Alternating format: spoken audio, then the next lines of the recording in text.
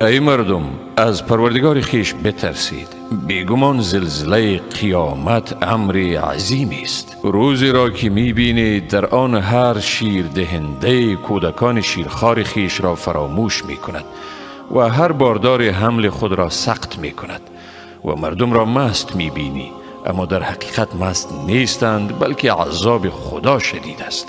و در میان مردم گروهی اند که بدون دانش درباره خداوند به مجادله می پردازند و از هر شیطان سرکشی پیروی می کنند. در حق شیطان نوشته شده که هر که او را دوست بگیرد، شیطان او را گمراه می سازد و او به عذاب دوزخ راهنمون می شود. ای مردم، اگر در مورد رستاخیز در شک هستید، چرا در این نمی اندیشید که بیگمان شما را از خاک آفریدیم، باز از نطفه، باز از خون بسته، باز از پارچه گوشت، که بعضشان خلقت کامل دارند و بعض خلقت کامل ندارند، تا قدرت خیش را به شما واضح سازیم و هر کی را بخواهیم تا موعد معین در رحمها باقی می گذاریم.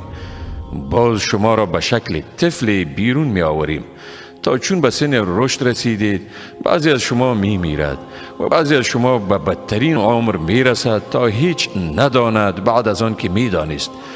و زمین بیبرگ و بار را می بینی، پس چون بر آن آب فرو ریزیم ناگاه می بینی که به حرکت می افتد و نمو می کند و در آن انواع رویدنی‌های زیبا می روید. این به سبب آن است که خداوند هم اوست حق و هم اوست که مردگان را زنده می گرداند و هم اوست که بر همه اشیا قدرت دارد.